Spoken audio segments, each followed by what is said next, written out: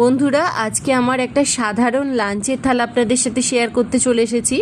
প্রথমেই নিয়ে নিয়েছি বাটি চাপা সাদা ভাত, তার সাথে নিয়েছি উচ্ছে কুমড়ো ভাজা, এরপর নিয়েছি ঢ্যাঁড়স দিয়ে আর বড়ি দিয়ে সর্ষে বাটা দিয়ে একটা শুকনো শুকনো করে ঝাল। আজকে বেশিরভাগ তরকারি মানে এই সবজিগুলো একটু শুকনো শুকনো রেখেছি, কারণ আজকে ডাল করেছিলাম। ডালটা করেছিলাম আম দিয়ে, কাঁচা আম দিয়ে, সর্ষে লঙ্কা ফোড়ন দিয়ে মুসুরির ডাল। এর সাথে আজকে চিংড়ি মাছ বানিয়েছি। চিংড়ি মাছটা একটু দই দিয়ে বানিয়েছি। রেসিপিটা আপনাদের সাথে শেয়ার করব অবশ্যই, চ্যানেলটা ফলো করে রাখবেন।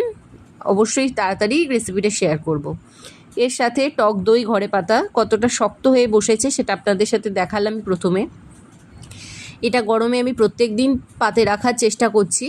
তার সাথে অবশ্যই কয়েক টুকরো শশা। তো এই ছিল আজকে আমার লাঞ্চের থালা। কেমন লাগলো অবশ্যই কমেন্টে জানাবেন। লাগলে একটা অবশ্যই লাইক করবেন।